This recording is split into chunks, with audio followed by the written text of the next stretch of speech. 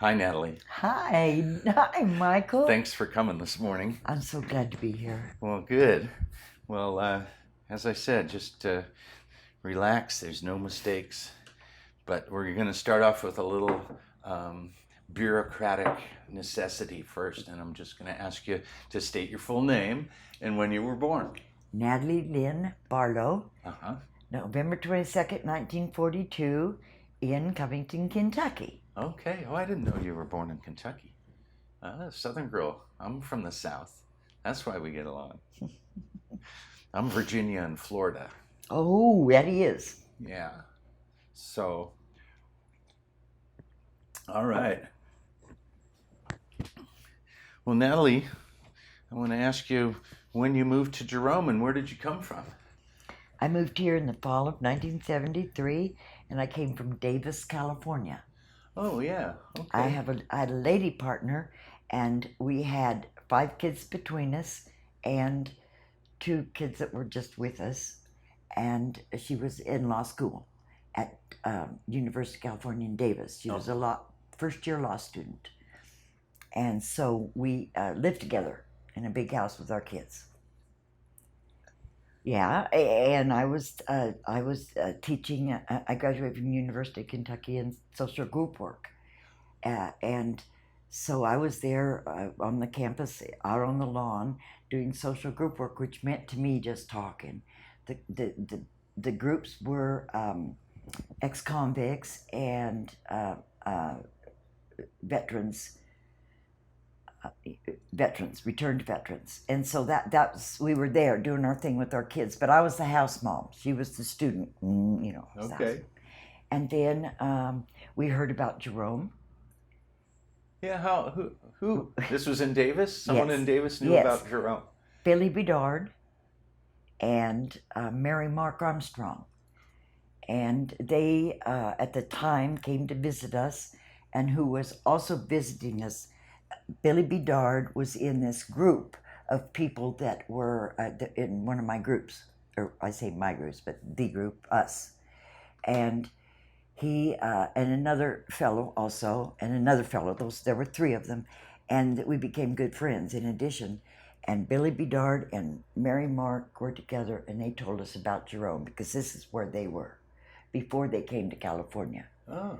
And so that's how I learned, and we heard about it so much that let's take our kids there. I'll take a leave of absence from my law school, and I did not have a commitment except the children, and let's go to Jerome. So we did. So, We did. We came here knowing this is where we were going to live. one of the children was Jeff? Yes. Who I know? Yes. Okay. Catherine's children was Blair and Julian, and my children were Jeff and Eric and Tobin, and Jeff was the oldest. Blair and he were 9 years old, and the others were stair-step down from there. Okay. And that was it. We came with our 5 children. You just, I'm going to keep going, but I'm going to reframe. You'll notice that. Are we off? No. Oh, we're not off. Oh, I just want to open up the frame because you're moving around a little bit and I don't want to lose you. I might be talking too much. You ask us specific. No. There's no mistakes. So, Catherine, what did they tell you about Jerome that made they it told appealing? us about the children. They told us about the children and the parents of the children, and how there was somewhat alternative lifestyle, which is what we already were. We had done a school. We did, co-ops. We did child care co-ops in Fresno as a unit, and then she went to law school, and I went with her because she was a partner. But before that, we already had about what could be an alternative kind of a feeling place. Okay. And we were also, peaceniks, although she was an attorney, and, we were. I say that because that was a term at the time.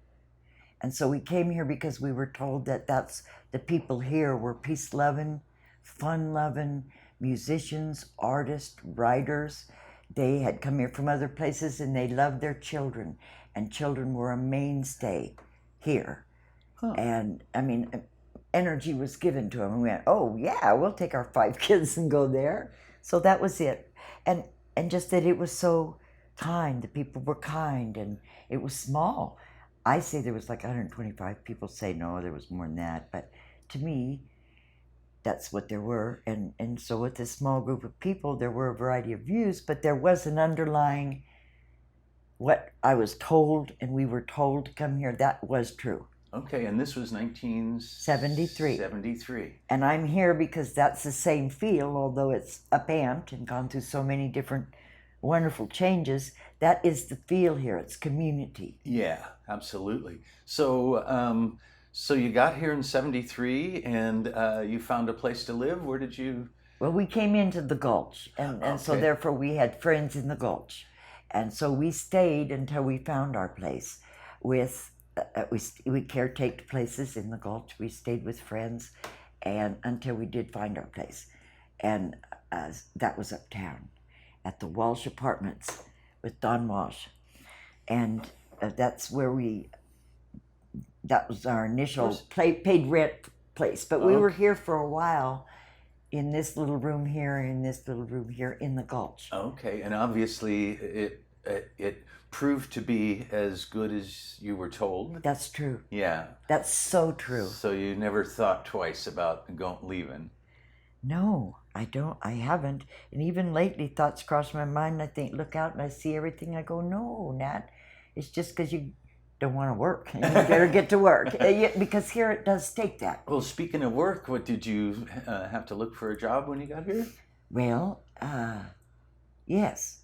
Yes.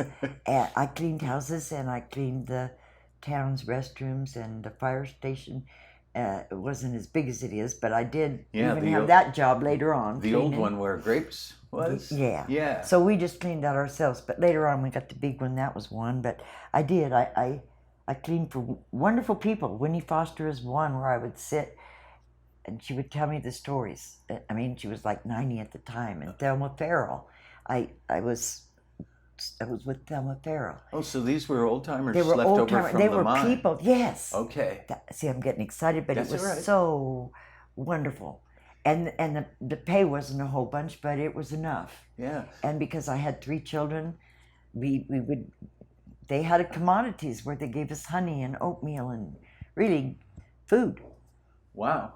Now I've been told from other people I've interviewed that it was a little tense between the old timers and the new, for lack of a better word, hippie invasion, as it's been labeled. It doesn't seem like you found that to be true. I did not find that to be true. Oh, well, what do you attribute that to? Well, I wasn't in the,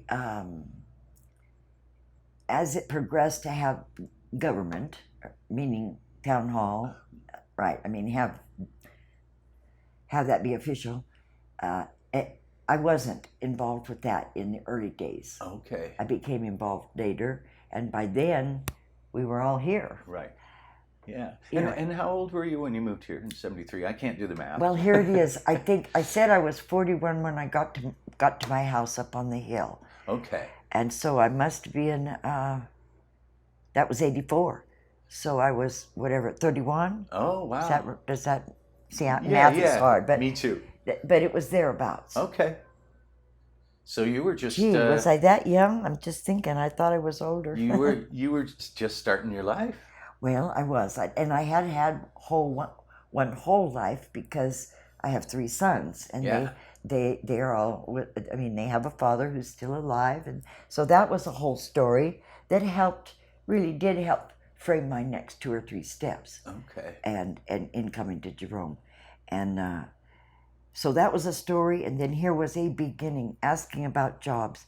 There was a lady here that had a rock shop, Scotty's, and she said, because I was just going around asking, and she said there were these little birds, Hishi birds, carved by, I believe, the Indians. I don't know who started it. And she said, I'll give you $2 a piece for carving these. And I went, wow. So Scott Owens gave me files, and somebody else gave me a knife to carve with, and I carved these little, and I went, wow, these look good, you did it good, did you like it? I love it, this is what I want to do. So I became a stone carver. I'm a lapidarist with a partner who was a silver and goldsmith, so I just do stones. I was a stone carver that carried on when I was a single woman. But that's when I learned to love stones. So you taught yourself? Oh, Well, I had a little bird here, and yeah, I did. Yeah, I did. I didn't have an electric machine, but then we had so many Billies, they had their different names. This was Virgo Billy, and I believe he'll be remembered by such. And he traded me something. Barter was a lot. I liked that. I liked that. People traded. Yeah. And he gave me a flex shaft that hung from the ceiling, so I was electric.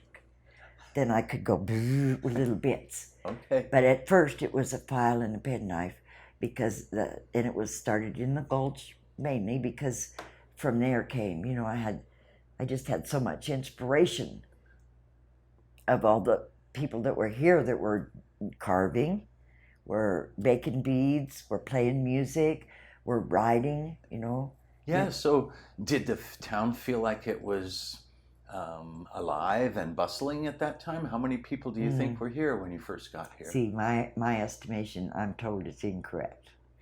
I say 125, but that was 73. Now, then people say, no, 220, whatever, and I just go, okay. But for me, no, it was bustling, but it was bustling with us. Like the people in the Gulch, even in the snow, would, who had a car? Maybe one person did. We'd up to the Candy Kitchen, where everybody would have breakfast. The town, not everybody, but at that time, the people would come, friends would come and sit and have coffee and talk and exchange. It was, it was face to face, not Facebook. Yes. It was face to face. What's going on? We've lost something, haven't we? And I feel it coming back, though. I do. Of people gathering, to have breakfast together and gather in high. It is happening uptown. But at the time, it was the Candy Kitchen. And Spirit Room, Paul and That's Jerry's. where the Mile High is now. Yes. Okay. Yes, and it had candy. Okay. I mean, you could, Candy and breakfast. Yeah, you could buy candy for pennies. The kids had fun. Yeah. And Rickledor's is now, and they still have fun there. Yes, that's right. Big adult people, they go to where's the candy in Jerome? So who were your initial friends when you first got here? Okay. That you really I will say got tight with. Pat Jacobs in the Gulch. She was in the Gulch with her children, a single woman, her. I would say Scott Owens, Ed Dowling, because in association. I'd say Mimi and Lou Courier, Gary. Gary Shapiro. Gary Shapiro. Yeah. Benny and Val. We stayed in their house, and they bought our goods. My partner and I then went at it. And Mimi, there were people here. We made beads, and we carved pipestone and made turquoise. And did you sell to the tourists as they came through? Boy, the selling was a difficult thing. I know, it always is, isn't it? So that's just a long story of how you do it. Part of what I remember really fun was we'd have rings, like on a piece of rolled up velvet, they were, and we'd have maybe 2 bracelets. And it would be Christmas Eve or the night before Christmas Eve, and I would hit the bars because they were selling cheap to people who hadn't already bought a nice present, and they were just beautiful. I thought they were beautiful. I have a few, but I don't have many. Other people do. And so that was a good trick. And so at certain times, like before graduation or before, you just would do the holidays, before Easter, before Mother's Day. Make sure that it was a beautiful item and the prices were not high because we wanted to sell them. Right. And also we went to California because I had a mother and my sons then went to live with their father in California. And the decision being that they should stay together, all 3, not 1 here and 2 there or 1 here. And they came back and forth. But they stayed there, so therefore I went to California and was able to visit with them and my family, my mother and dad. Oh, you didn't move back? Oh But you yes. visited? This was a home. Yeah. This was home, always. Okay. It's always been home. I mean, even when I've gone there and worked for 6, and that's another part of time, this was it, and I could hardly wait to get back home. Yeah. So there, we're into the wet. Where are we? You Well, take we care. were. I'm just getting a feel for how things, what the environment was Oh. when you first got here, how you got established, and who you knew, and Well, that was who it was. yeah. It was the Well, Gulch what people. was going on? What people were? Oh, You were partying. You no, were Frey. He was a good Oh friend. no, yeah. There was just yes. I drank alcohol pretty good. I have people in California, friends, and my partner Catherine says, "Daddy, you are not. It was just other people." And this is not true. In all honesty, if we're going to tell my story, that's just a fact. I carved birds with a picture at the spirit room. That was a culture. People played music nearby. Something was finished. Everybody exchanged what they'd done, what their work looked like. Bring in a painting. So that was the 70s, we'll say. And I did go to California and sell. My partner and I came up with Carver's Rock, and that was a business. We were big tree. We went to the Cow Palace and set up booths and went to hobby shops all up and down the coast. And because we had packages of pipestone that could be carved. And I had a good spiel because, here, you can carve them with a pocket knife. You don't, If it's soapstone? Well, this was pipestone. Oh, okay. Because I we don't had know about pipestone with, Jerry and Hildy Barber. Yeah. In the Gulch. Yes. With their 2 little kids. I mean, like I had the wonderful privilege of being around when Sid was born, And that's one of the good things when I say children, the children. And that Jeff came back. My oldest son, Jeffrey, came back just 4 years ago. Yes, I know.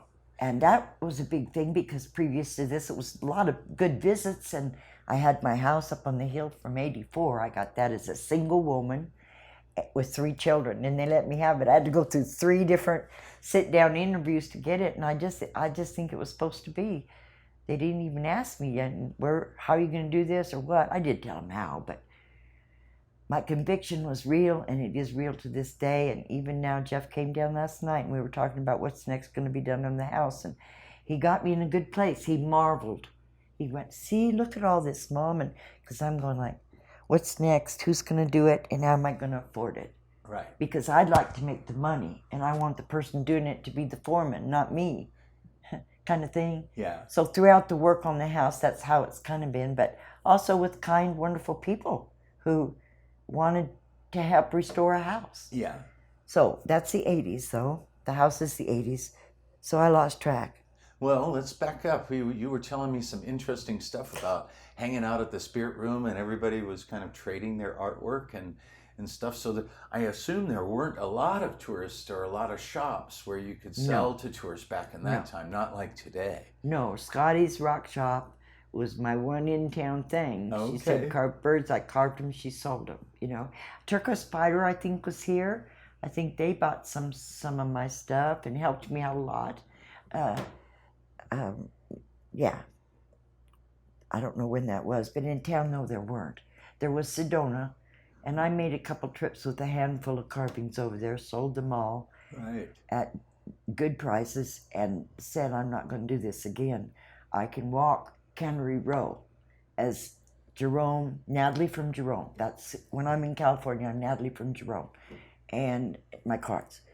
And so I could walk, being Natalie with Jerome in Carmel, and get good prices. And I didn't mind that. I could walk Cannery Row in Monterey. Yeah. I could go to Los Gatos. I didn't do San Francisco because that was a bit much, but I didn't go back to Sedona but twice. Twice to Sedona, and that was enough. They had enough people over there, and I did not want to be one of the hippies from Jerome. I wanted to be Natalie from Jerome with this beautiful piece. Yeah. So that's how I sold my stuff. So you said you didn't want to be seen as the hippies from Jerome. That's sort of been our moniker for a long time, huh? That people talk about oh, there's witches up there, and there's all these hippies, and it's a weirdo place and strange. But we kind of like that, don't we? Because Yes. it's like, okay, Yes. leave us alone. Leave us alone. We're fine. That's it. Leave us alone. Yeah.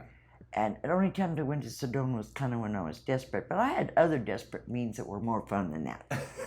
That's it. Yes, that's it. What a fun way to put it. Mm-hmm. So you were traveling back and forth between Jerome and California and selling your artwork. And Seeing my kids. and seeing your kids, and yeah. By the way, I'm so glad your son Jeff moved here, because I've become good friends with him, and I just think he's just a wonderful man. I really like him. Very smart, funny, and fun, and I'm enjoying his friendship. Thank you. Me too. Yeah, yeah, he's a good guy, And and he lives like right kitty corner to you. So what a wonderful thing. What a wonderful thing, and what a grand surprise that it happened and has now developed. It is grand. It's growing for him. Mm-hmm. Yeah. Well, so did you have a car when you first came here? Did you walk around town, or did you? We came in a ranchero of some time before '70s, and on the back we had the house that we had out in the back that the kids played in. It was all painted. Yeah, I'm called a hippie, but I don't mind it. Because when I tell this, I go, yeah, okay, I had been bitten by the bug of whatever, but I'm not of the love, the beings and the Sidians. I was already a college graduate with the profession then of social group work, and 3 children and a single woman. Right. So, but what I was with the political of what it was and where I wanted to go, which was to a place of peace and where people communicated. And if it didn't work the first time, they tried again because there was heart in it. And I still find Jerome that today. I do. Yeah. And the care and the love. So what I mean is the hippie, I didn't feel like I was a hippie. Who I worked for was Thelma Farrell and Winnie Foster and Mary Lou and people. I worked for the old people. Thelma Farrell's best friend, my memory is going to go crazy here. Gosh, that's so silly. Anyway, she lived right next to her there on School Street, and he worked out for the mines. And I didn't have that, is all I say. In my life, I did not have that. I had a peer group, a kind, loving peer group, and I didn't seem to run into I wasn't in a position to run into any, get my hands down here. Animosity from Yes. Old folks? I didn't. Yeah. I heard stories. I sat at their feet. I helped feed them. It was wonderful. It was Did they talk about the town? Oh, yes. And how it yes. was changing? And all that? Yes. Thelma Farrell's husband was Frank. He was the mayor back whenever. It's like her children grew up here. Right. And yes, Winnie Foster was 90, and she'd had a whole life in Arizona. And the stories of her. Oh, and Joan. Well, she came maybe a little, Joan Evans. She came a bit later. But no, I went to the Presbyterian church because I liked the music. I did. Not the Presbyterian. The Methodist church, yeah. because I liked the feel, I liked the music. Do you need another choir member? I can't even sing, but I'll sing what the next person next to me sings. I can do that. Yeah. And so there were a lot of old people. I mean, they were the ones that kept the church going. So I didn't have that. I wasn't a kid. I maybe didn't have, money or what I wanted to do next. But, I didn't have that. I know people can speak to that because they were in places, historical society, Right. town hall. More the political More, stuff. yes. Yeah. Yeah. Well, that's interesting. That's the first, you're the first person that has expressed just warmth and love and everything and friendship with the older folks. Mostly I've heard people tell me about, they were very suspicious. Yes. And I didn't. thought we were unwashed and unkempt and uncivilized. I did hear that. And all that kind of thing. And we're kind of nervous about the changeover. Yes. But a lot of those people had built their life here, and they couldn't very well sell the house for very much because, Right. And so they kind of had to stay here. Yeah. And yeah, so it was a Oh big yes, change for them. Inez. I mean, when I think back to the name, excuse me, Yeah. that name might have come up. Anyways, you are correct. I did not have that, but I was an older woman with 3 children, with a strong desire to live a life, and that life included being with the older people of Jerome. Uh-huh. It just did. You found them interesting, huh? Very. You loved Fascinating. their stories I and liked stuff. it. They would even pay me to have lunch with them. Oh, no kidding. Yes, they would, because I had kids. They were so generous. No kidding. And I mean, I dusted, the same thing every week. Dusted. It was. And then, as with my carvings and our lapidary, together, we would get orders. And then we would fill orders, and that was really what still I'm aiming for. Dave Paul says you can put your new carvings anew, right? The 2018-20 carvings in my shop. And I said, can they just sit there maybe, and then you can say, oh, I know the lady that does that. She'll take an order, and then we'll just pursue this idea that it's one-on-one, and it's because I've talked to the people and they've seen my work and they want it. Right. They want a frog, a little itty bitty frog. They want a little frog. Well, little bitty mouse. They want a little mouse. Where did you do your carving? Did you have a studio, or did you do it at your house? Back in the. I have to say, I did a lot of it in the spirit room. No kidding. I didn't in Paul and Jerry's. Paul and Jerry's was just for drinking and playing the jukebox and fun. No, none of this pipestone dust with a towel in front of me and a file, And how long would you? How it sounds like you Hours. made a lot of stuff. We did. So you were. We did. You got to make a lot of stuff to sell low. Yeah, and so you were pretty disciplined about it. I thought so, and then later I went. I don't know. We imbibed, but yes, we were disciplined because we wanted to survive. Right. Well, we wanted to keep being here with these people. Yeah. Well, I'm curious. I mean, you in California, you had a degree in social work, right? Yes. And so you must have had some plans of, having a regular job at one time in your life, and kind of maybe living the normal middle class life. I mean, you don't get rich off working social work, but you can do reasonably well. Well, I want to remind. Did you have to? Well, go ahead. Did I resort to that? I wanted to say I did have that life prior. Okay. As I mentioned, the boys, Right, I had a father, and right. we had a life, and that was enough to make me go. The draft as a draft resistant. Yeah. Mm-hmm. I did as all those other things. I just knew there was a different kind of life I wanted, and this was it. And so it wasn't about you just to survive was okay. Well, we did have plans. We did. We always had a plan. I will say that had a plan. Oh, a plan. But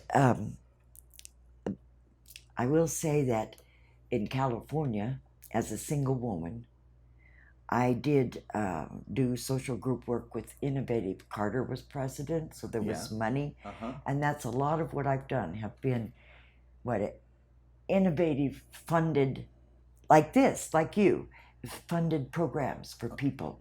And so I worked there, but I was so not glad when Reagan came in and canceled money for all such plans. No, but it meant I could go home to Jerome.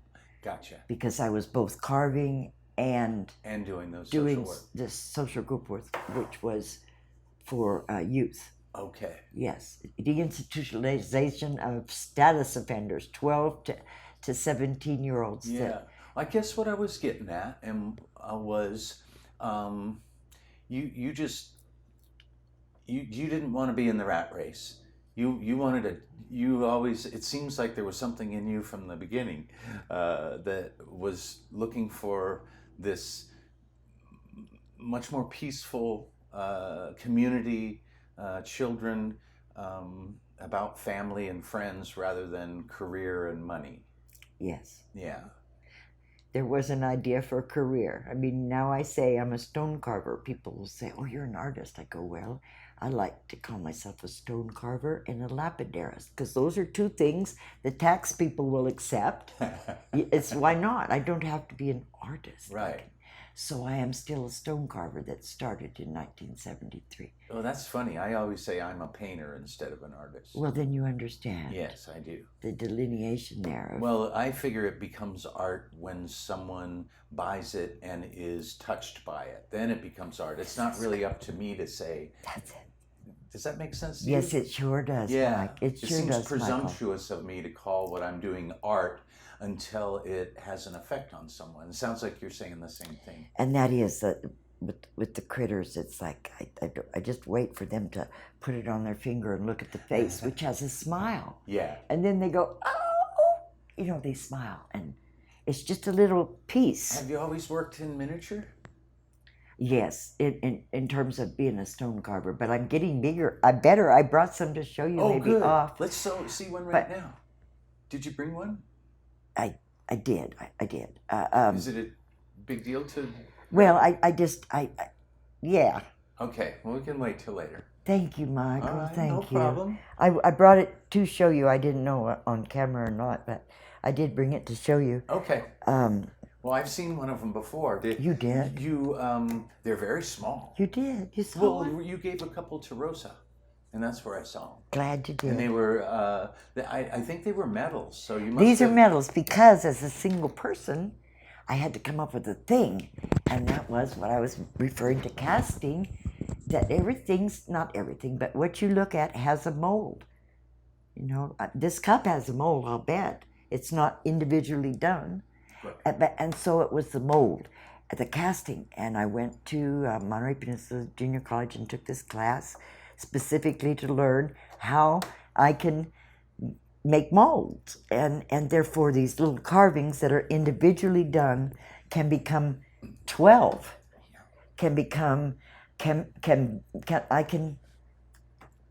it'll go out to, it'll be a good way for me to continue and still be able to do these little carvings that actually do take more time. The casting is what we know about. But I finished each one individually, put eyes in the little critters and made sure the smile was there, but they were silver. Okay. I did do a thing with it was Magnum or something. We did gold plate of a whole set. And this agent was going to go and do it, and he went and he came back and he said, they're interested. I said, oh, okay. A little while later I said, well, how interested are they? He said, well, they're interested. I said, no. Get my stuff and bring it back to me because I don't want to deal with something like this. I don't want to do it. The idea was a good idea, but I can't do it. I'll just put it that way. I said to him, I just can't do it. It's off my radar. But it was a good experience because there was this like 15 little special gold-plated ones that went to special people at special times as presents. So that was the end. Silver is what I do now. Okay. So how'd you learn to cast? MPCC, Monterey Peninsula College. I joined this class and I carved. I'll tell you the truth, my carvings are pretty much right from the gate. I mean, I haven't, they're the same ones that I did then, that I cast then, I would cast now, except I might tweak the waxes a bit because it's now. But I have to say that I haven't made any, and it's possible to do that. They're just waxes. You can just carve whatever you want, and then they cast them. Right. And right down here in Cottonwood, we had a caster, and he's been around a long time. Kurt Pfeffer. Yeah. He was an influence on me and helped me. In fact, I used to get his leftover pile stuff. He'd say, you go and look through there. There's coral, and he'd tell me what pieces, his sludge, that he was busy doing other things. So, and I did, and I found wonderful pieces, and he just encouraged me all along. Oh, cool. Maybe I couldn't do this. I wasn't facile or didn't have the understanding, but I got such support for what you do, keep doing. So I did keep doing that. Okay. And I was lucky enough to have a lapidary partner who could make it into this. But the aim is that I'm the stone person. Okay. So that's it. I'm now getting I'm going to sit back Maybe I got excited because Oh, that's okay. We're supposed to be excited. We're gonna have a good time. Did you want to take a break or something? I'm having a wonderful Oh, time. good, But good. you lead me on. Well, I'm gonna regroup here a little bit. We Yes. covered when you first came here, Yes. and oh, before we move on to a little ahead in time, any stories about things that happened when you first got here that might characterize Jerome? Silly things that people did, or situations that you got in, or anything of that nature you remember? That's a curious. There were lots of adventures, for sure. Yeah. Will Stone, Jerry Barber, lots of adventures. David Hall, Jane Moore. I mean, they were all When you right say there. it, when you Jane Moore was there. I didn't even mention her Oh, at yeah, the start. yeah. She brought wood to where we were, which is in actually George Glassman, where he lives. We were there for a long time. Jerry Barber and we put two houses together. You could see out, but it didn't rain in. It didn't, and it was sturdy as George's old house? Oh, no kidding. The one that Sue owns now. Oh, no. And there was a missing wall towards down the valley? it So, was. so the Anyway, wind never blew any rain in. no. That's amazing. And we lived. My partner and I lived there for a while. Well, rent was free, I assume. Ed Cooper owned it. I'm sure we had to trade him something. Some work hours on birds or something. Yes, you're right. You're Okay. right. I'm That gonna- was the kind of atmosphere that existed. Oh my gosh. And so when you say adventures, what do you mean? Well, that was an adventure, putting the two That is- houses yeah, together to that make a is. house. It was adventures. Music, lots of music, wonderful music.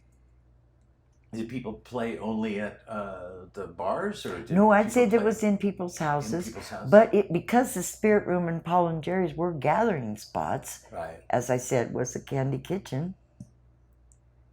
Those, maybe others will remember others, but those were my main. Yeah, yeah. Who do you Spot. remember playing back in the early days? Oh gosh, oh my gosh, Mick, Mick King. Ed Dowling. Yeah. Oh, and oh, he's long gone. He's gone, but he's still here. I can't remember his name. Slim?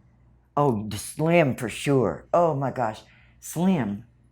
And now he's back, and that's wonderful. Yes. And I'm looking for to hear some more. Yes, Slim. Noel. I've so enjoyed Noel's music. Oh, yeah. It took a while for a couple years or so, but once I became his fan, I love the man. Well, I say that, but there are so many people I love here. Yeah. I just do. Yeah. It engenders that. It certainly does. I love it walking down the street and saying hi 15, 20 times on the way to the post office. Yes, and the discussions about the town and which direction and all that have been going on for years. Happening for years. There are times when there is a disagreement that cannot be bridged. It doesn't seem like it can be bridged. Not I'm saying it can't. I'm just saying it seems like it. However, there's so many times that it has been bridged that's how it works here, is when there are disagreements, because of course there's different people with different thoughts and aims. Sure. But to have that communication, at times I have been frustrated when it seemed to me like the communication was bogging down. And I, myself, a participant in the 80s, I was Board of Adjustment. I like that. Oh, you were? So you did get involved in Planning government. and zoning, the board planning, Oh, really? yeah. And design review briefly, because I really wasn't qualified. Just because I was on planning zoning doesn't make you qualified for design review, I think. Right. It's a different thing. So you were in town government when they came together with their comprehensive plan, and Yes. am I right to say that people were starting to think about the future and Yes. what might happen here? And Yes. can you tell me a little bit about those discussions? What was? It's kind of the similar discussion of today, that the new general plan, which I was really thankful I had a part of it, no matter whatever criticism might come, I'm glad I was a part of it. It's the residents looking to the future how to make it all work when people want to come here. Now there's, now we're a tourist town and people. So it was how to, and the 81, this was it's so well written, so well written. And I believe this new one is well written too, from another way of writing, which is the people and who live here, the infrastructure, the knowing more people are going to come. So how are we going to deal with circulation? How are we? What's going to be? What are our guidelines for design review? Necessary ones, because there are vacant places and people will be restoring and people will be building anew. In terms of thinking ahead, it's hard to think 2018, Yep. but at the time, I do believe that the law says you need to have another one. And so we did incorporate some of the 1981 in this new general plan Okay. that I think they've adopted. I tell you the truth. You I participated in the new one? Yes, it And- took years. And when was that one finalized? Remind me. Just recently. Just in the last 2 years? Yes, maybe? yes. Yeah. It went to the council, and then they've been looking at it, and I do think it might have passed by now. What was your hot issue? What was the thing you were most passionate about getting into the plan?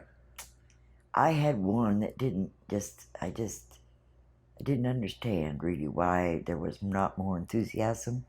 But when I look around, I see the people, the residents have that enthusiasm. It was like parks, I call it parks and recreation. We had a time here when there was music festivals, when we had chili cook-offs, now the flea market is a big deal. But there were regular fundraising and fun things that were done. What brought me onto that? What was my I was idea before asking that? about what, when you made the first general plan, and Oh, participated, yes. what was your passion? Yes, that was part of it. So to me, writing this new one, and it came in now, it got in it as a suggestion. And it didn't get in the first time? It wasn't a part of what, specifically nowadays, it's like a real department. I want a real department of Parks and Recreation. Okay. I said that too strongly. I look to that as something this town is doing and has the heart to do. You look around, there are vacant lots. I just want to do parks, not parking. How's that? Okay. Will that cover it? It will Yeah, cover it, I yeah. think, in terms of dialogue and What was important to you? yes, That would be your priority. that Would is. be places for the kids, And for the kids to play. the tourists And the too, tourists, and too. the residents. Yeah. But residents and tourists and town, and that we do have vacant lots, that they can be too small to build on. They can be a park situation. They I can mean, be utilized in that way. Yeah, before before Pura Vida was there, which I think is they did. It's not. It's I really like what they did. But before it was there, Yeah. it was concrete. It was pillars, concrete, all up here, and It was a vacant lot. So Yeah. it was art park. next Bigger it was next to the art park. not the art park. What's it Oh, called now? I don't even know. Orem. I'm the just going to rest- say Orem. Yes. Here's Orem, Gotcha. and then here's a little garden, here's Pura Vida. So there was this big lot, and high cement holding back that, and the kids would gather there, and they'd play racquetball, they'd play dodgeball, they'd be this one little space. And then little by little, we got the wonderful parks. We do have beautiful parks, and people are caring for them. So I'm not saying I'm not pleased and happy. You just asked me what is on this particular committee, what was one of mine. And there was so much wonderful feedback, which had to do with really the residents and their quality of life, and the tourists and their quality of visit here. Right. And programs for the children, up there, the library, a lot of people. I can just go down the line of the people that's done a children's workshop, thank goodness, in the winter or in the summer. And then at the church, for many years, they had kids that could get off the bus and come there and made, you string macaroni, you do fun things. Right. And music. And that was a long time. That was when Mary Lou was here, when the people that were in charge of the church, although they're so willing now. I mean, we had spaghetti. We just did things, and that was what I thought could be a part of recreation, if activities. Right. What would we call Well, it? we We used could to- call it parks and activities. For a while, when I first got here, they were doing down in the basketball court. They Yes. hang a big sheet up and show movies outside. Oh, thank you for bringing that back. I talked to Penelope about it for this summer, and both of us, no, we didn't have the time, energy, or anything.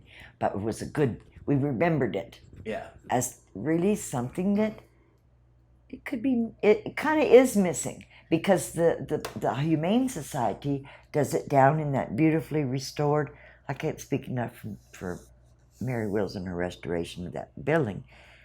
And down in that, what they call the cribs area, Yes. redone, big beautiful room, you know it. Oh, where Sally has her shop. Up above Oh, that, yeah, it's yeah. like up those metal steps, That's and right. then there's this room, and you bring a can of food or something. You bring food, and then you get to watch a movie, and they do it like at Christmas time. I look forward to it, and it always reminds me that can't we here somewhere do that? People do like TV. They do like the movies from the library. They share Netflix and all that, but there is something to when, like, the Humane popping popcorn and having candy. Yeah, that's a donation when you get it but it's also the fun of sitting there. Yeah. And they have Christmas movies, and then the people that come, that's fun. So yes, I'm glad you remembered that. Yeah, I think about doing it again. I just love that, the whole spectacle of it being Well, outside. And I'd love to maybe help with that. We should get on that, huh? That's Tell me about, we were talking about the general plan, and that you actually got involved in some politics, design review, planning and zoning. What was your experience like with the politics in town? How did that sit with you? Did you enjoy it? I did. Yeah? I did. I had put on my thinking adult cap. I read, I knew the ordinance backwards and forwards. I talked to the zoning administrator, which would be flaky You at took it times. seriously. With the whole thing, took it very seriously. Yeah. Everybody at that time, everybody, like we did. And because the town, I mean, now we look at what I call, I don't know what people call VertiX, the apartment building. UVX. UVX. Yeah. Yeah, UVX. Excuse me. That's okay. And what it's doing now. And when the people who got it in '84, what vision did they have for this rundown building? Well, here was one they could live in while they worked on it. Here was one that they worked enough to live in. So they had a plan. And they had to come before Design review. and planning and zoning, Yeah.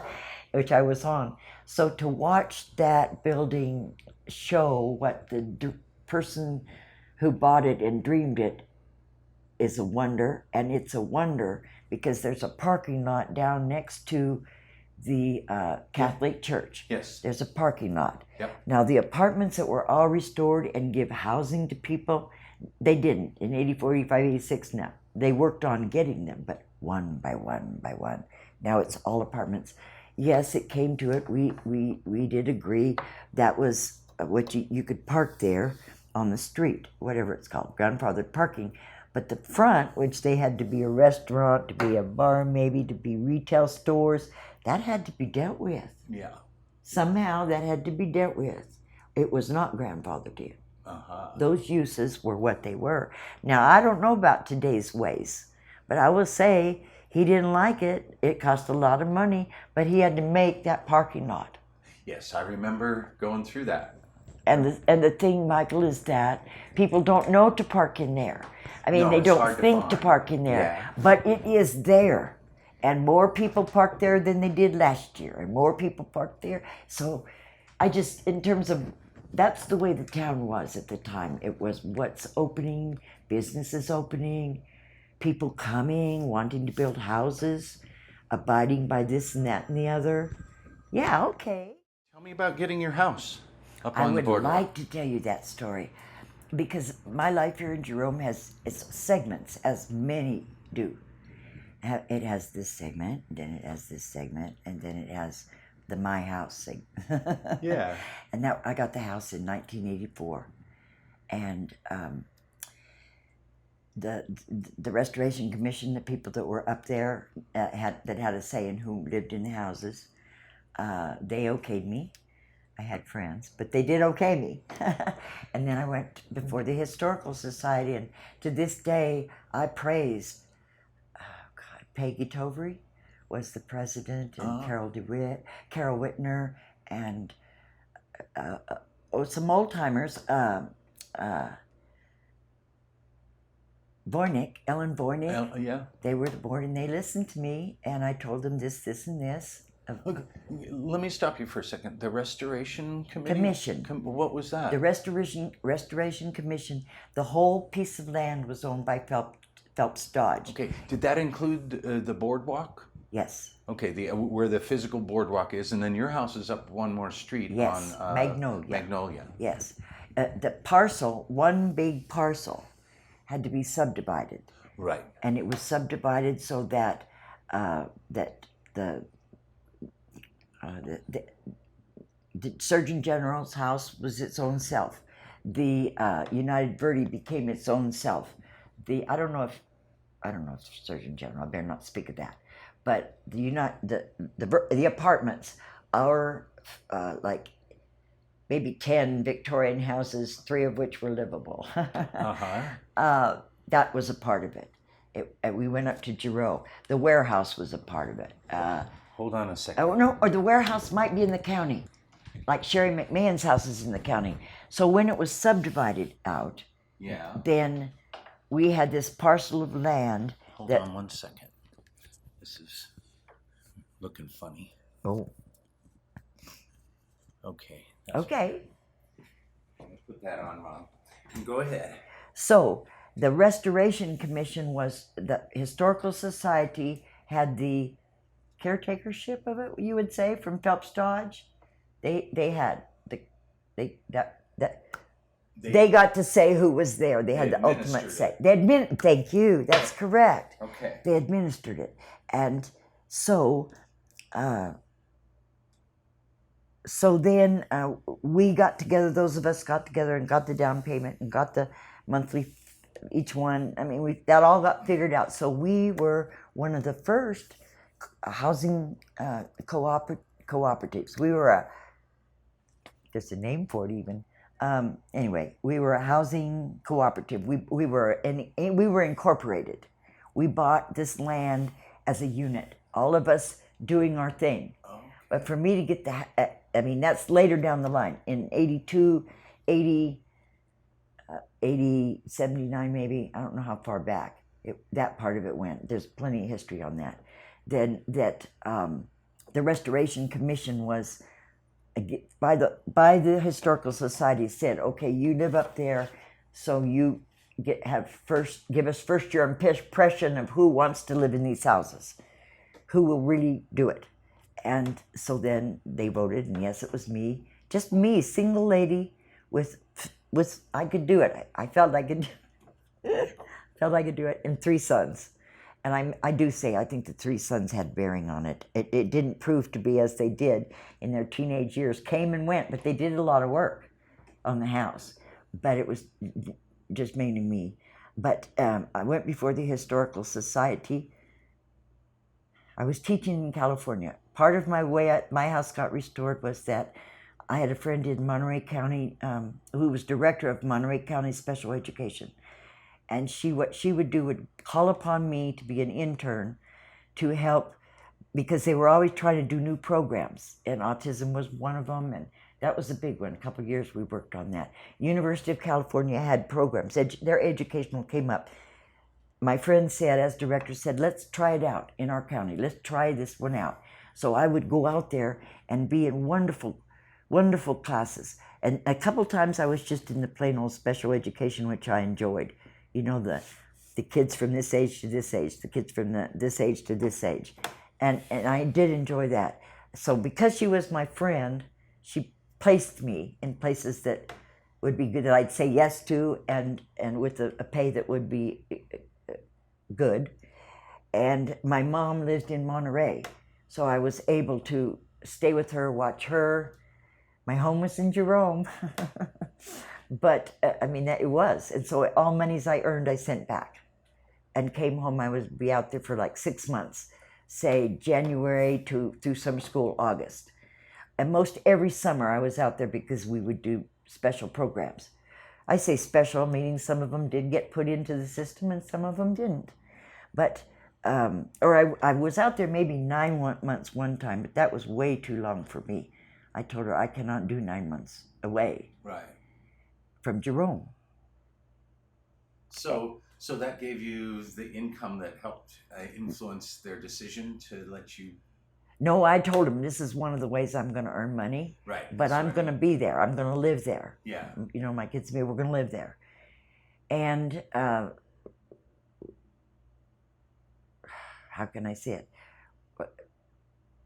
That was only to get a house up there. That was only to get okayed. It still wasn't bought or anything. I mean, by having it, you had to do a certain amount of work, write it down, and report it each month. You needed to do that. So that was rent. Was every month you had to make that stipulation. And everybody did. It was pretty easy. You put in, you put in insulation and you do it, and then you write it down. So you had lived in that house for a few years before you bought it? Yes. Okay. With the Restoration Commission. Gotcha. Yes. And in 84 is when the Historical Society. No, I didn't live in it. 84 is when I started living in it. They said, yes, you have this 31 Magnolia. And, God, you know how I appreciate the women of that board of the Historical Society believing in me. And they did. So then I did. And that was when it took a couple years until we actually bought the property. But I did get my house in 84. It was designated for you. Yes. So we bought it maybe, it took us all the way up until 2001. We had to subdivide. Each house had to be subdivided, according to all subdivision rules. Right. I think they let us out of having culverts in the street or something like that. I mean, they said, okay, but it would have been a good thing to make us put them in for sure. But they didn't. I just say that because, of course, running water runs, and that's the way our streets are. But anyway, we did have to subdivide according to all the rules, and it was then that we got the deeds. Okay. So we got our deeds maybe in 2001. Oh, wow. But each month you still had to keep doing what you had to do to restore the place. I see. Because the commitment was then to the neighborhood. Right. We had a neighborhood commitment. Yeah. Was I seem to remember turmoil between all the different owners up there when they started dividing it up. Some people say that, but I don't say you didn't that. Say, okay. I don't say that. Well, it's always interesting to hear different people's perspectives on the same situation. I don't know. I was president for a number of years of this motley crew, and it doesn't seem to say they are just beloved. Okay. I mean, we had to hammer things out, but that's what I mean. You talk it out. Yeah. So perhaps you did hear that some of the talks were, disagreeable, but Michael, what happened is this group of devoted people, artists, if you want to call them, Mary Fry. Jerome. Yes, that's right. And then Ann Bassett and Erica Raspberry and right. David. Mm-hmm. It was a neighborhood commitment because we had to pay off this amount of money to get our homes, which we were dedicated to doing. So I'm just saying this amount of years, say 84, 94, how long we did what we did. But after 84, it was, okay, go for it. You're going to do it for me. Yeah. And everybody else felt the same way and helped each other. I don't know, to me it was a wonderful showing of Jerome, and still is. People bought a unit together because they wanted to restore these old houses. Oh, I did cut loose one time at somebody when I was called a carpetbagger. Actually, he was sitting next to me, and he was talking to that person, and he was telling the story of Company Hill, and he used the word carpetbagger. He didn't call me he called us carpetbaggers. And I just went, I live up there. I was up there. I think you're wrong to say that we were carpetbaggers. And then he wanted to argue, and then I just got up and left because I'm not going to argue it. But it's that feeling amongst a number of people in town still that we deserve everything we got. Yeah, it sounds like you worked for it. We worked for it. Yeah. And when it was subdivided, the alley behind the Verde Apartments went with the Verde Apartments. The boardwalk, which was the only means of access for these houses, belonged to these houses. It's normal to me. See, it's normal to me. It's not normal that this is not Disneyland. It's not normal that we should say, yeah, tourists, come up and see the boardwalk. No, this is the only access to the people that live in these houses, where they park their cars, get out, and go in. And I'm glad that the town recognizes that, and that the tour buses recognize that. Right. Because, I mean, whoever wants to come and walk up there is welcome. Nobody has been told don't. We just don't want the tourists. You don't want it advertised. No. Yeah. And the town has done well by us throughout all these years. When they make their maps, Chamber of Commerce, when they make their maps, They leave it off. they do. They don't. Cool. I mean, yeah. Yeah. And I appreciate that. That's the story. And I went to California and worked hard and came home and brought my kids back and forth, and neighborhood changed. People came and went, but some stayed. Okay. Mm-hmm. Well, let's So that takes up that whole area. But I want to say I was sober. I was not drinking. It's what I want to say. That's I what was we were not talking drinking about alcohol. outside. Because you had to make a tough decision that was part of buying the house. It was part of being in Jerome. Explain. It was part of being in Jerome. I was in Jerome. I went down. I myself recognized I had a problem and went down to a place in Phoenix, and I was there. And then I was good. I'm what you call a retread, meaning it didn't take right at first. Well, hell, it just didn't. And then, and I had a peer group. And so then I went one other time when it was really, if I really wanted to be with my children and be in Jerome and be the person I wanted to be in Jerome, which was everything the past was. Don't negate that, because I'm still a stone carver. This is where I say, but I just needed to be a non-drinking stone carver. Yeah. Well, So I did go to Northern California. I went to a place called California Recovery House. Oh, no I went kidding. in and I asked for a job because they were offering a job. And I said, because I was a social worker, right? Blah, blah, blah, blah. Yeah. The brain doesn't think. The guy looked at me and said, yes, I see that you are. Yes, I see that. But why don't you go home and think about coming in as a resident? So I went back to my friend's house and where could I find that half a pint that I hid and drink it down and make some kind of decision? Yeah, I think this guy was right. It wasn't easy. No, So I went back and I said, I think you're right and I want to be a resident here. So I was a resident I was the only woman for a while. Another woman, older woman came. She didn't last. So I was there with drunks. I was a drunk. I was off the street a drunk. I'm just saying that. I left Jerome because I was a drunk in Jerome. Very few people remember, and I'm glad. Hardly anybody remembers, and that's good. That's good. But I wasn't off the street, and so I was in California Recovery House with these wonderful people. They were older men. They had stories to tell me, to impress upon me how important it was. So I had good schooling. I mean, I had grassroots, Good. basic schooling. Let me ask you a question.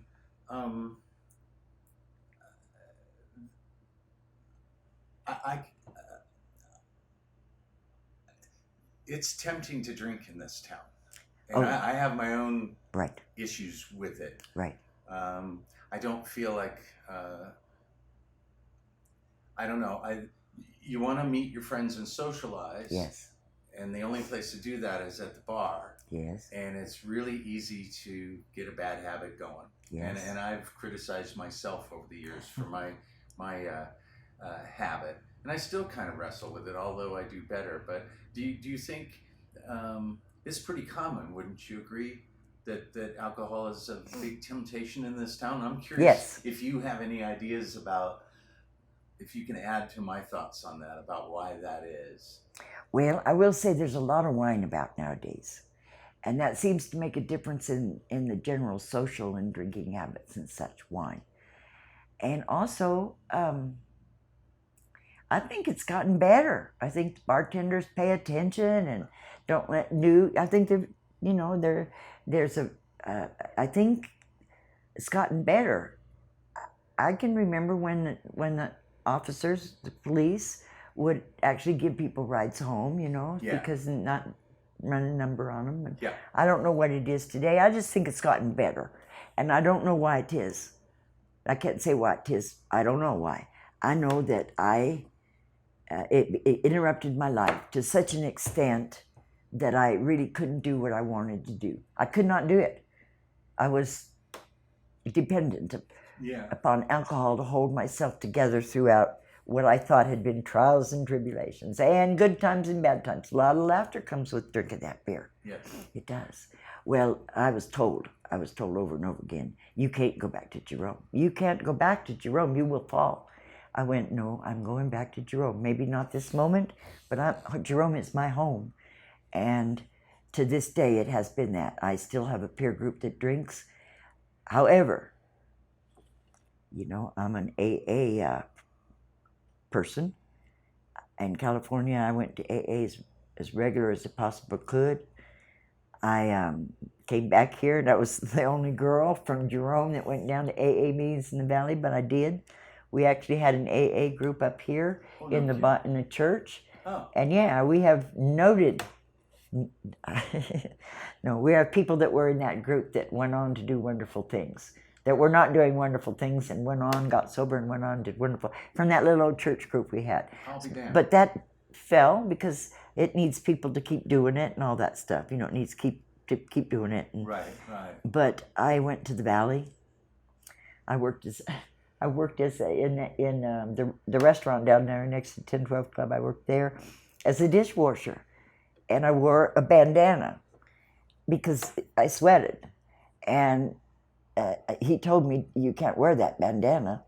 Oh, I said, why? It helps. He said, no, because my patrons would think you are an Indian or a hippie. And I just quit that night. I quit that night. I went to it was called Midnight Meeting. It started at 11. And I just went there and I cried and I talked about it and how am I going to do this in this lifetime? Because by then I was like, in my 40s?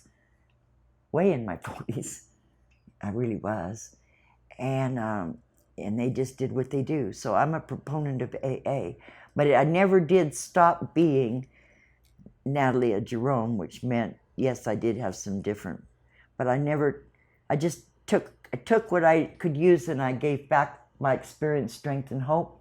And up here now, Rusty's got his, I say Rusty, I don't know. Anyway, I don't think that matters. I'm going to say now up at the fire station, they have an NA group that meets regularly for years. Oh, they do? I just go to that every now and then. I want to say... Did you say an AA group or an... No, it's an NA group. NA group. And what's that? I could count, it's Narcotics Anonymous, and I could count myself as an addict with coffee or cigarettes. But the truth is, it's alcohol that's my basic problem. I really do not hesitate from saying a drunk, because that means morning, noon, and night, and then the next day. Yeah. And it means, where's the money coming from to buy that last pint? And that was partly when my children went to California. I did come apart a little bit. Oh, my goodness. I just did. But I got it back together again. Because I wanted to. When I went to California House, it was a 4-month program. I was rejected as a person who could be a paid worker. I was accepted as a resident. We did wonderful things. We made a garden. The house we did so good. It was a little old shack by the railroad track called California Recovery House, Lassen County. And within a month, I did have a job with Lassen County. With the director of Lassen County asked me, would I like to go with her to do alcohol education in the schools, because Lassen County is a redneck. No, it's lumber. It's a lumber. And alcohol is a part of their culture. Sure. And it was showing in the high schools. And she said, we might even go 8th grade or 7th grade. I said, whatever. You tell me what. So that's a little bit longness of what we talked about out on the porch. Well, that's okay. To tell you. I appreciate your honesty. Because I guess I've felt that it can be a problem in this town. It is. Something about Jerome, Yes. and there's a lot of people that I know that Yes. that I worry about, and I Yes. worry about myself. I'll be honest. Yes, I understand that. Yeah. I mean, you telling me, I understand that. So I just I don't know. It's a topic I haven't explored with any of the other people yet, but I do think it's interesting and worth exploring a little bit. And I really admire your honesty and courage. Your courage, especially in what you did. I mean, you stopped and, like you said, you became who you could be, and that's a wonderful thing. It is. Yeah. I would say that I was told don't come back. I mean, I was told. It's hard. I myself, I stopped for a while, but then I got this urge to go see my friends, and I can't help but, Right. I have a hard time just having one beer. I understand that. Yeah. Well, for me, what happened was I did joined AA. I joined AA in California. I went regularly. I listened. They said don't have a man sponsor. I had a man sponsor because they could talk to me. They'd hold me. They'd understand if I can't do this, find me a simpler way, explain it different, because I want to learn how. Right. And so I did that and that wasn't easy, but it was so good. And I mean, there was my kids, which I saw regularly and knew that this bond was there. Right. And it is. I will say that. The AA, when I came back here in 82 to be with my friend in Cottonwood who had spine cancer. And I stayed there a year with her children. And you might hear Jamie Peoples mentioned every day. And Dave Levesque, we made a home there. And I went to the meeting. I walked downtown to Old Town to the meetings every day. I didn't come right back to Jerome. I went and was with my sick friend until she died. I went to meetings every other day. I had people I could call if I wanted to. This is different from the trying to stop drinking in Jerome way. Gotcha. I'm just saying it's a different way. I understand. It's too hard. It's too hard to stay here, maybe. I don't know, unless at least to get a foothold. There are a few people that come and talk to me, their specifics, and know that I understand it. And I don't think it's just a single thing. I think it's a bigger thing. But I didn't mean for this to be on video. Well, I can cut it out if you want. I'm just saying people don't know this about me. They take me from 84 on. Right. Like I said to you, I came in 73. I am dancing in the same spirit room. That's the truth. Isn't that a wonderful thing to be able to say to a person in life right there? Yeah. I'm rocking in the same spirit room. I'm rocking in the same. Well, let's change subjects. Thank you for listening to that, though. No, I would tell you that as an individual person. Okay. Well, we can decide about whether, that stays in the mix or not. I found it interesting, and I think it's part of the Jerome history. Well, it is. It is. It is. It's just nowadays is nowadays, and that was history. Yeah. And things are different now. Well, I think it was a good story. Like I said, shows a lot of character and courage on your part, and I think that's part of your personality, and I think that's why Jerome is such a cool place, is because of the really unusual and special people that move here. I would like to go on with another one thing, please, which is that I came back to California from one of my special education. I didn't do the social group work thing that was always available, but it just had lost. It became very sterilized to me. As you said, back when you wanted a profession, it had become, whereas, so I came back home and I did get a job down at the high school with special education, and I was there for three months. And I knew I wasn't going to work there, driving down the mountain every day. No, in the ice. I did it. However, what it opened up in Jerome was Potosi Jewelers. You might have heard of Oscar Betts. Some people have not heard of Oscar Betts. Old-timers do know about Oscar Betts. He was here. He had a jewelry company. He first he had Mimi and me and his wife and him, and he made beautiful jewelry. And then he got catalogs where he needed to employ more people. big. I mean, really. And JIC was going at the time. I mean, things were happening in town. JIC? A Jerome Instrument Oh, Corporation. yeah, down at the high Yes, school. that Yeah. was happening. And this was, I don't know how many people I know I did the Stones only for him for a while. His wife got pregnant, so she was doing Stones. So I did Stones. Mimi did bezeling, and Oscar did the silverware. Where was the shop? Where did you guys work? It was in his house, which is now Larry. I can't say who. I'm not going to say who. Anyway, it's over there. They bought it. They restored it. They did good, but it was in the house, and the town knew it. But we kept on. It was in-home occupation, and then it became, I mean, whatever. 4 machines and 5 polishers, 4 polishers, designers.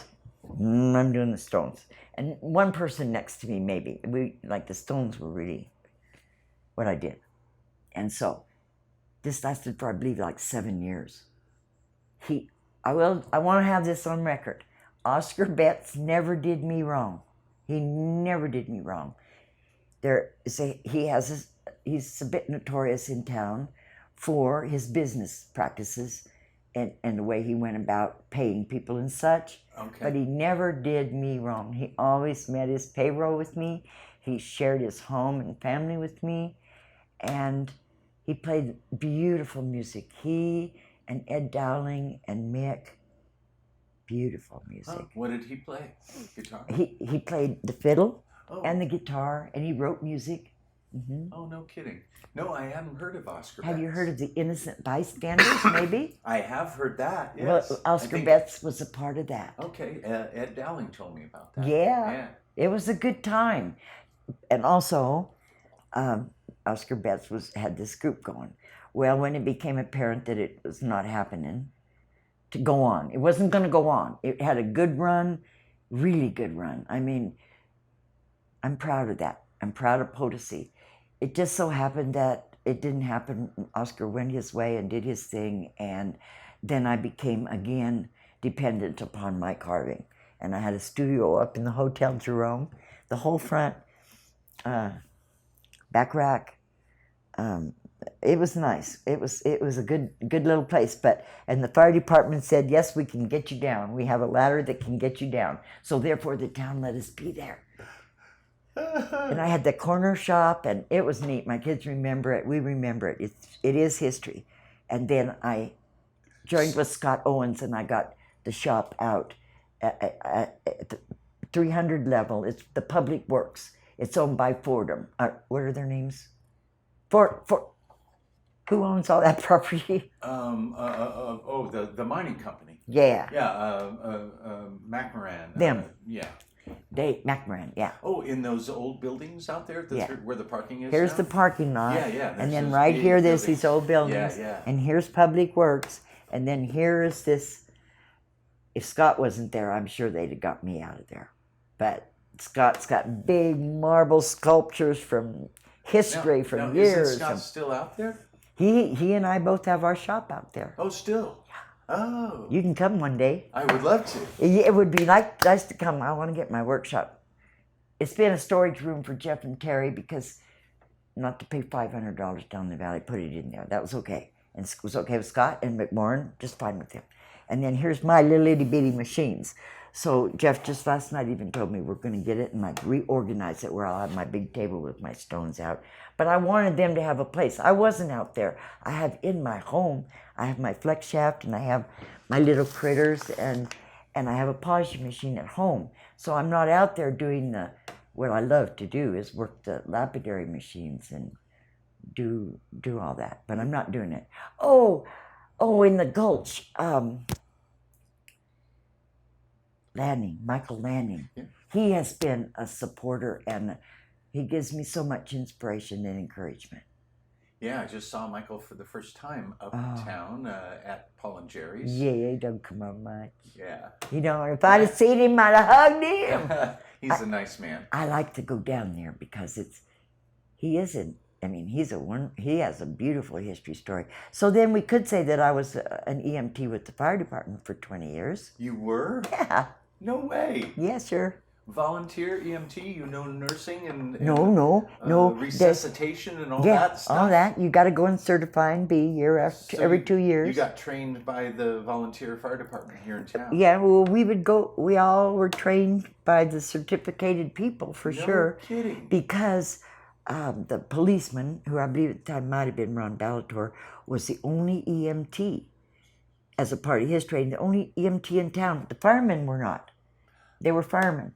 And so it went like, wow, a lot of activity in the valley to encourage Jerome. So they encouraged us. I mean, gave us stuff and encouraged us to form an EMT group.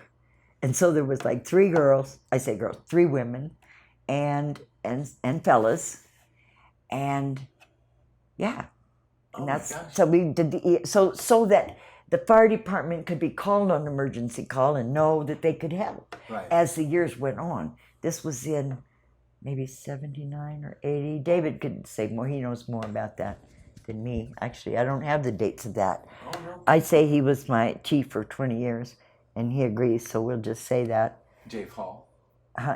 He was my chief, David Hall. Yeah. Oh, yes, excuse me, David Hall, yeah. Yeah.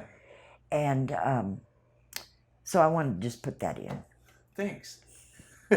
I liked it so much, all of it. I loved being with the group. Even now, I just go.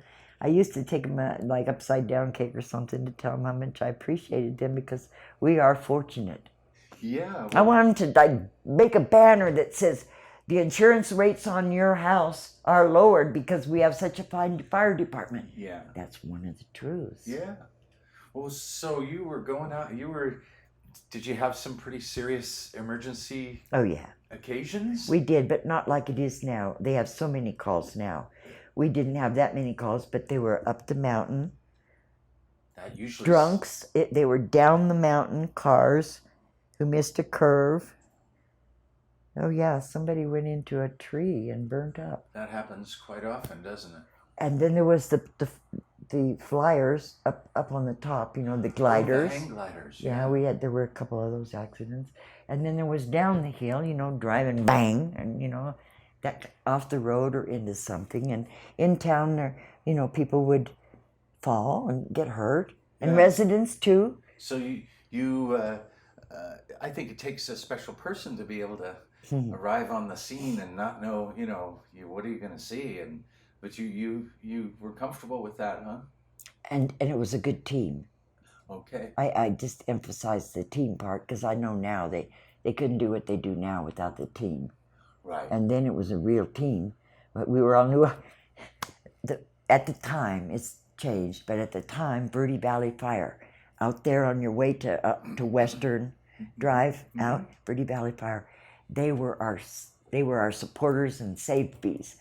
And when a call went out, we knew they had the the next level up from the EMT. Anyway, they had an ambulance and they really did have the knowledge. Okay. And so we would be there. We would be doing the little things that they said that we learned to do, and just waiting for them to show up.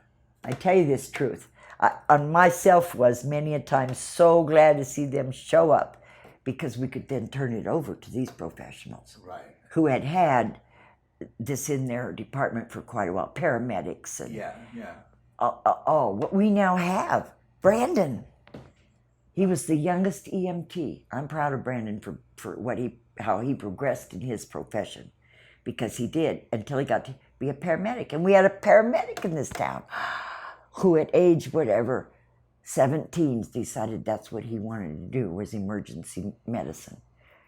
And he was the youngest member. Huh, I'll be damned. And then we only had women in it for a while, but we still do have women in it, wonderful women. 2-3, Bert has stayed on, and JLR is so qualified. And I think in the Gulch, Sarah, I don't know whether she's a mom, so she might not be, but I do think it'd be nice if more young women in town who are strong and able and have sharp and care and have it in them. Not if you don't have it in them, you're right. But I'd sure like it if they'd join. I would. Because one of the things that I did good, like they'd send me to be with with the husband whose wife just died. They'd they'd have me take care of them. They'd help me if they'd say a woman had been beat up and the guy ran off and the police were after them. I'd be there to help her. I'm just saying there's a lot of that kind of stuff that goes with being an EMT that is, you got to have a little of that care and stuff. Right. Because there is devastation and disorder and people die and people get well. People have heart attacks and you help them and maybe I'm just saying you got to have something in you that they got a family and so. Wow. I'm encouraging all the young women and men. There seems no lack of them though that are qualified and dedicated. Right. Well, I had no idea about that, Natalie. Nancy Norman, who doesn't live in town anymore but is a standard old timer. She was a part of our initial group. And one other person, and then Bert came in, and Sarah came in, and Therese came in, and how many other women? For a while, we really did have it. Plus so many people that, I mean, really like 5, 10 of the firemen became EMTs.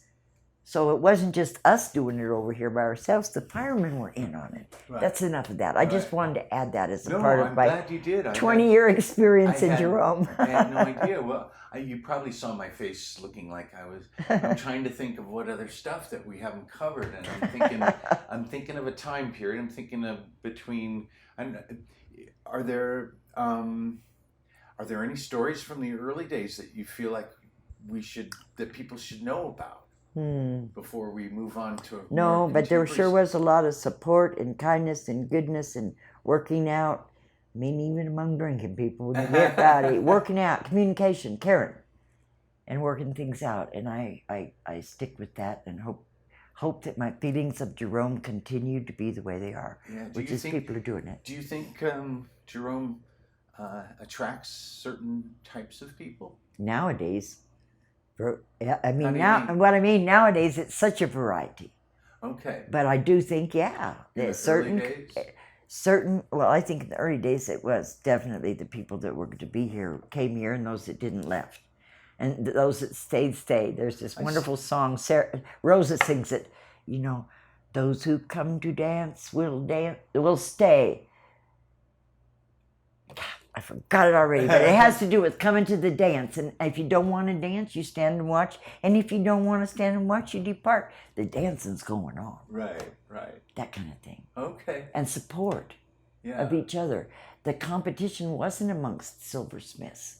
It was, what did you do? Wow. And throughout the history of time here, the jewelers, are just, along with everybody else, is there a variety?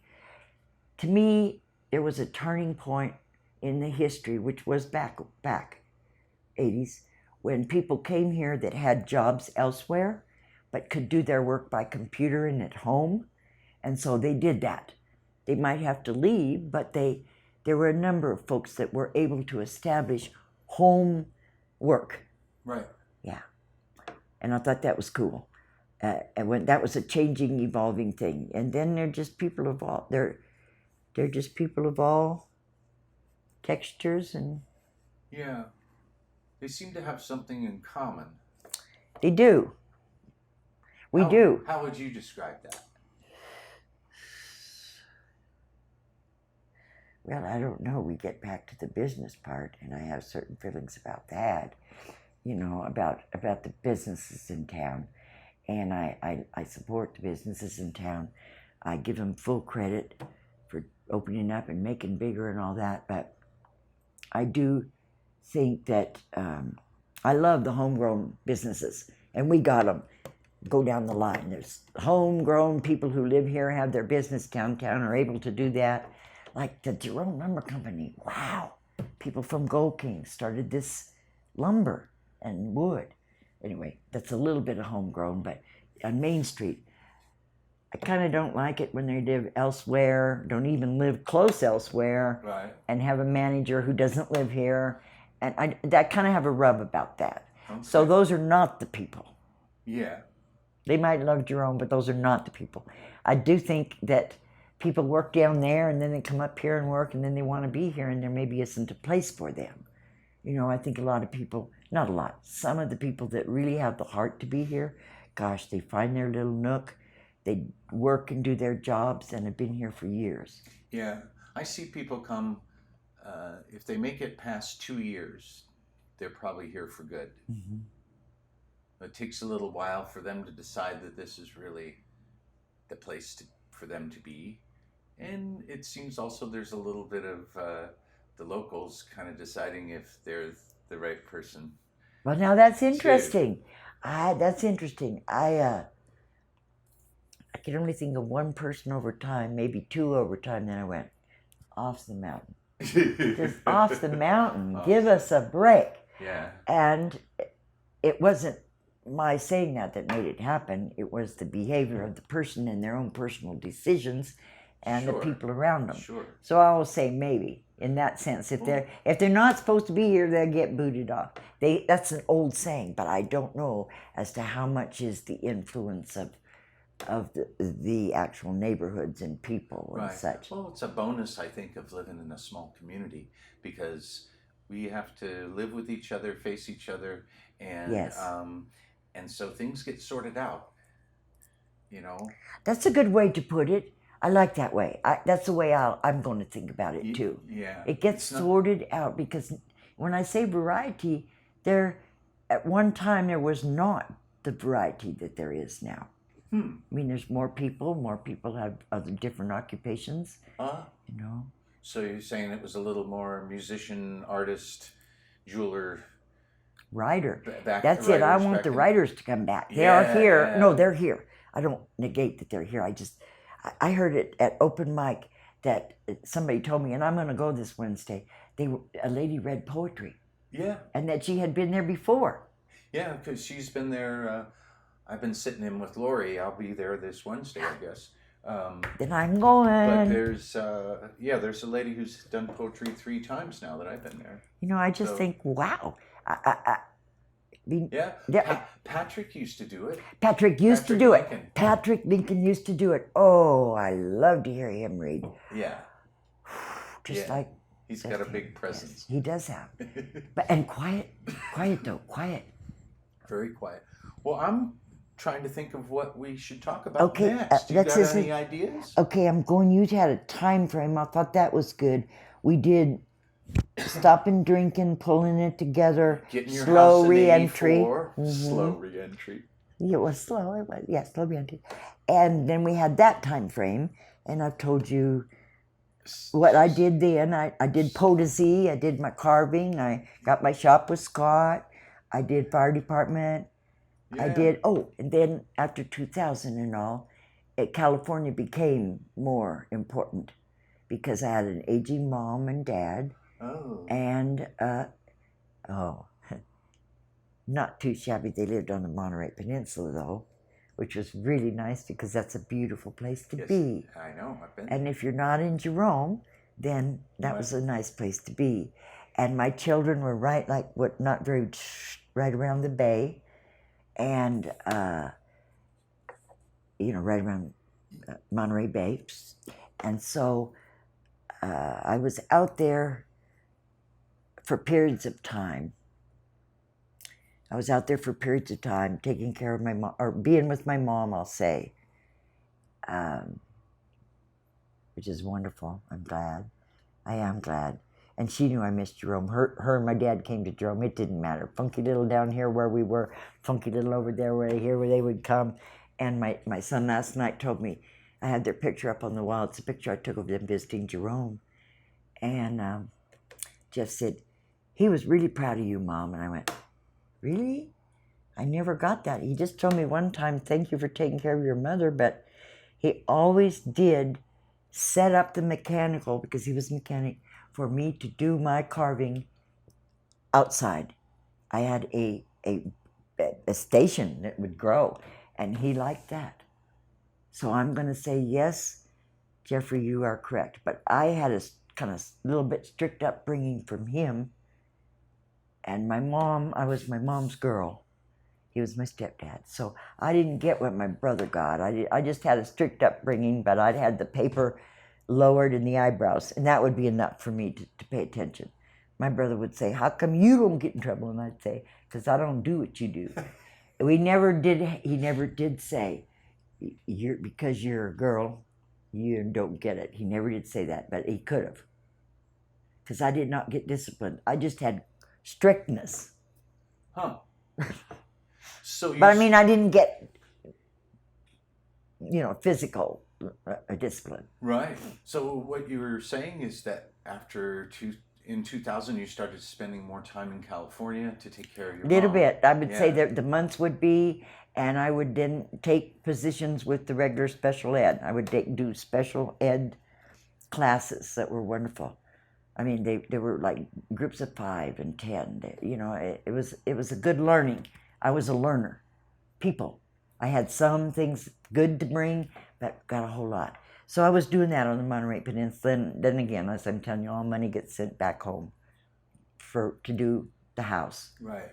Bit by bit. And I don't want to get distracted here. Just that in 2000, more was with the family. In the 2000s, more was family and my carving. Me, that's how I would make my living. Right. Till I got to be 65. And then I'd put in enough money to get Social Security, Right. which is in Jerome I can live on that and keep carving. Yeah. And making music. I'm playing the auto harp now. You are? Yeah, David Hall's inspiring me and including me, and the JUO inspires and encourages me. You're playing the auto harp or the uke? The auto harp. Oh, wow. I know. Yeah, but in the California Recovery House where I was, I had bought it in 79, and then I carried it all around with me. It was precious to me. I couldn't play it. My drunk brain couldn't play it. Now, other drunk people knew how to play music, but I could not learn how to do it, so I carried it around, hoping. And then when I was in California Recovery House, there was one song that I went over and over again. First to learn the chords, how to strum it, memorize the music, then how to put the words, and me singing with playing. That's when I started. That's why I do believe, for me and for others, that it had a very good response in helping my brain retrack. I believe it helped my brains, my fingers, everything. I do. And I've still been learning. I'm learning all these years until now. I get this encouragement, okay, enough to, but I'm still hesitant. This playing the auto harp goes along with carving, goes along with physical movement. So those are the 3 things on my list now in 2018 towards health that I want to do, which is why I want a foreman, because I don't want to have to think about that house. Jeff Kate comes down, he always gives me encouragement. Well, we've been talking about me getting up there to do some stuff. I know we haven't. No, I know what it is. I do. Some of the outside stuff. Yeah, and part of it is I want to use that if ever it comes to, I do. I want it, and I've been stymied. But there's a gentleman in town, a youngster, but he knows how to work good. That's good. And he's going to come up. I'm going to call him. He's going to come up, and he's going to be a consultant and just tell me. Because I said, if I'm going to have somebody else do this, I have to feel like they're competent. And I want him to tell me what would he do. I'd love to have him do it, but he's going back to Toledo. But I would like to have him do it. I consider he could do it. However, there is a factor of cost. Of professional people, I want to pay them. I've paid them all my life to do it, and now I'm thinking, like I said, what's next? Who's going to do it? And what do I need to aim for? Which, if I aim for it, I'll make it. Somehow, I'll make it. Yeah. What needs to be done, and what the money that's needed, I will come up with it. But at first, it needs to all be decided. I don't know. It's 84 till now. I want somebody to come along. And so Raymond's going to look at it, and either he'll tell me this, that, and the other, because the wood that was put on Michael to restore this wonderful roofing job, because they didn't have that kind of wood that they could buy. We got old wood. Jerome came up with some. This person had some.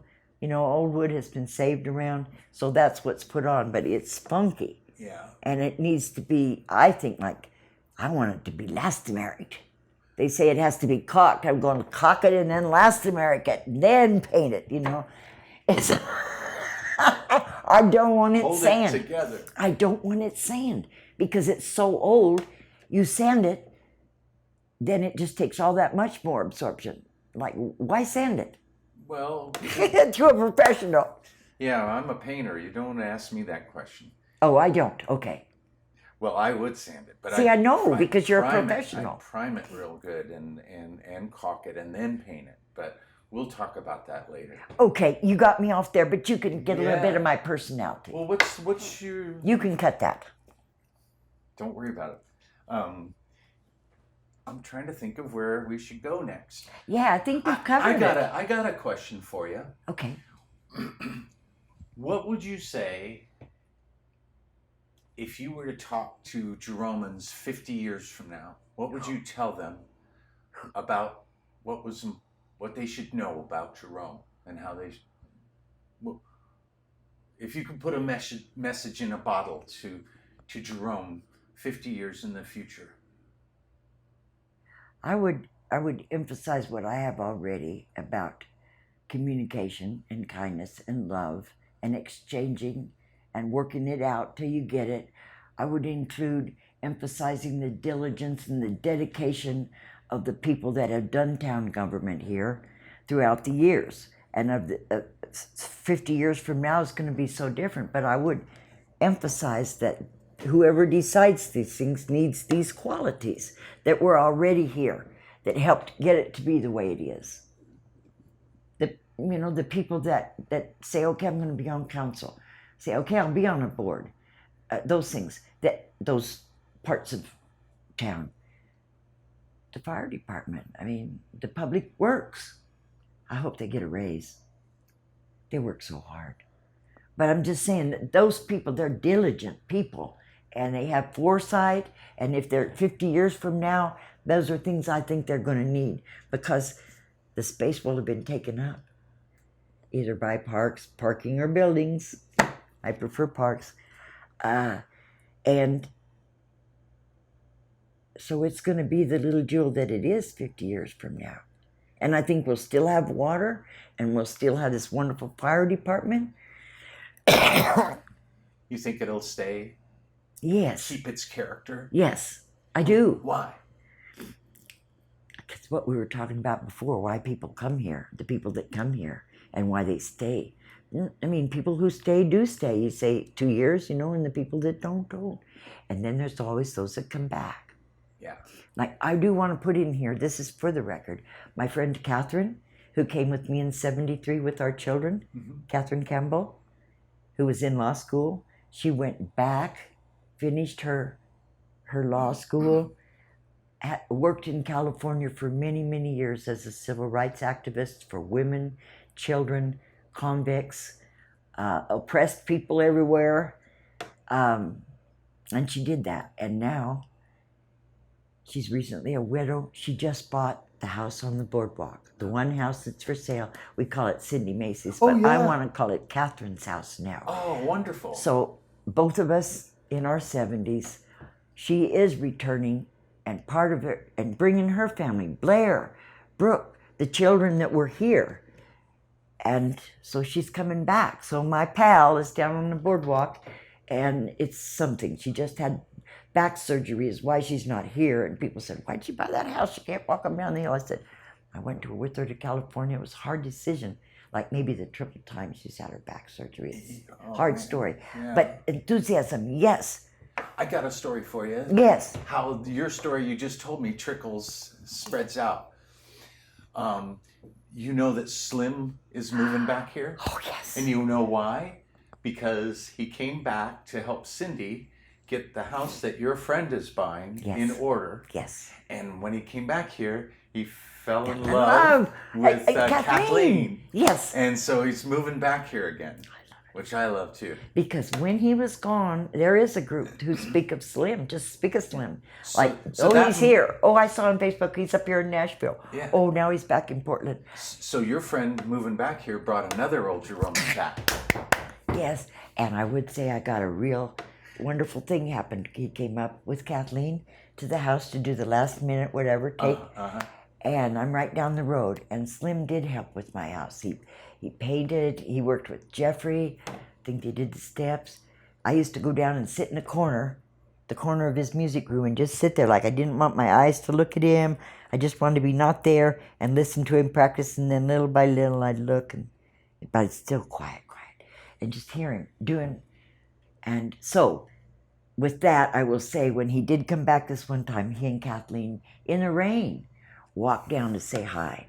And that's the only time I've seen him, and I knew then something in him was saying, yeah, I'm coming back. Yeah. I could see him and Kathleen. I didn't know it. And he sat there and he played the guitar in my living room, and it's just a good story. Bringing up that is a good story. Yeah. Well, what do you say we wrap it up? I'd say that's pretty good. We're at 2018. I went to California this time with Catherine, but I had been here 5 years. 5 solid years. People would say when I went, "You're gone so long," and I went, these are people that don't remember my MO, which is I'd go earn money and come back so I could be here and earn money. I'd go and earn money and come back so I could be here. I'd go and be with family who would eventually come home. Yeah. Yeah. Well, we can wrap it up now, I think. We can wrap it up. Well, because it's good. Natalie, thank you so much. It was fun. I had a good conversation. I hope you enjoyed it. I enjoyed it a lot. Okay. Well, Thank if you. You get home and you think of a lot of other stuff you wish you had said, we can do it again. I know there's a couple segments that you're going to look into, maybe. Not having in there, but thank you for being so fine. Oh, you're welcome. My pleasure. All mine. And I will say I am looking forward to when you do get to come up there to my house. Yeah. I know you've been to Jeff's, and I have. Well, we took a walk. And you came down, yeah. I'm going to cut this off. Please now. do. Bye, everyone. Bye-bye. Thank you. Yeah, we... Oh, I didn't mention gratitude. Well, let's turn this shit back on. That is a basic thing of the people here, is thankful. Thankful to be here, wake up in the morning, see this out here, go, oh gosh, I got that to do. How am I going to solve it? What's going to come about? But that thankfulness comes right back in. And I think 50 years from now, you're going to have gratitude if you're here. That's all. Good night, Louise. Good coffee, Michael.